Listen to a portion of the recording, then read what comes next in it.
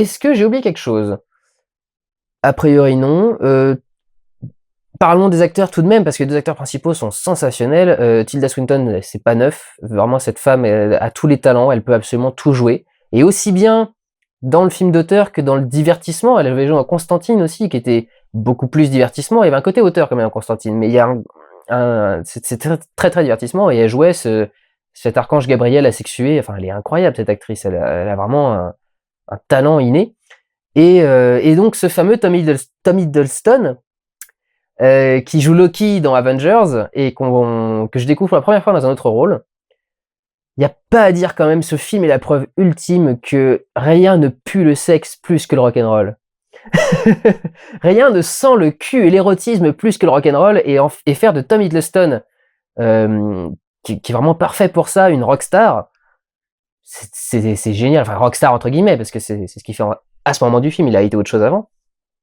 Mais vraiment, ça lui va tellement bien, et il y a une sensualité qui se dégage de ce film, il y a des émotions à vif, des choses extrêmement intéressantes, et tout le drame que peut évoquer le titre, ce sont les derniers amants encore en vie, les derniers gens les dernières personnes qui pensent encore de façon vraie, qui s'aiment de façon pure. Ça fait des centenaires que leur relation est en marche.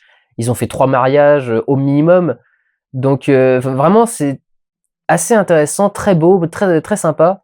Magnifique réalisation, excellente bande son également. C'est marrant parce que pour tout ce que le film, pour tout ce que le film se prend au sérieux et essaye de s'opposer au divertissement, etc., il est quand même très drôle et très comique. Il y a beaucoup de passages marrants. Il y a beaucoup de passages où toute la salle est en train de rigoler, les passages avec la sœur, mais avec le Roddy aussi qui accompagne un petit peu Adam pendant le film. Et puis pas mal de petites choses sympas, par exemple, Jarmusch a bossé avec Jack White, des White Stripes. Possible, j'ai perdu mon accent anglais en 2 jours, des White Stripes. Et il y a un passage comme ça dans le film où Adam s'arrête en bagnole et fait tiens, t'as vu, c'est la maison où a grandi Jack White, des White Stripes. Et toi qui fait oh, j'adore les White Stripes.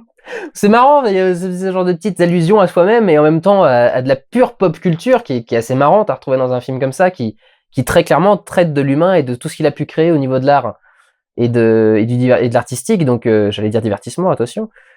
Donc c'est voilà, plutôt intéressant et plutôt sympa, bien développé, beaucoup de choses intéressantes, des très bons concepts au niveau du vampire de développer, au niveau de la mise en scène, bonne musique, etc., etc.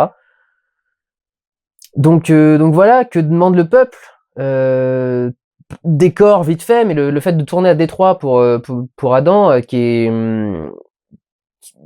qu'on a beaucoup vu puisque Robocop est sorti il y a peu de temps, dernièrement, mais qui colle magnifiquement bien. Je veux dire, vraiment la ville qui a le plus chuté aux États-Unis pendant la crise de 2008, enfin une des villes en tout cas qui se l'est mangé le plus dans la gueule. C'est plutôt intéressant pour montrer la déliquescence de l'humanité. Finalement, les États-Unis s'effondrent. Les États-Unis sont un peu sont censés être la cité sur la colline. N'oublions pas que Jarmusch est quand même américain. Qui est censé être la cité sur la colline, le phare qui illumine le reste des autres pays. Il est en train de se casser la gueule plus encore que le reste. Donc c'est ce qui devrait représenter la quintessence de l'humanité, d'après eux évidemment, hein, d'après les Américains eux-mêmes, est en fait en train de se casser la gueule. Et c'est finalement plus proche du berceau de l'humanité à Tanger qu'on va revenir vers une vie simple avec des petites rues étroites, des installations électriques faites n'importe comment dans les angles de rue, des ornementations et des ornements et des belles choses partout. Et c'est là finalement que tout ça retrouve un peu de vie. Je trouve ça vraiment plutôt pas mal. J'ai passé un très bon moment. C'est vrai que ça fait 2 heures, mais elles sont très intéressantes et il y a beaucoup de choses à voir dedans. Donc pour un premier Jarmusch, je suis tout à fait satisfait. Je vais donc essayer de me rapprocher un peu plus du reste de sa filmographie pour voir ce qu'il a fait d'autre.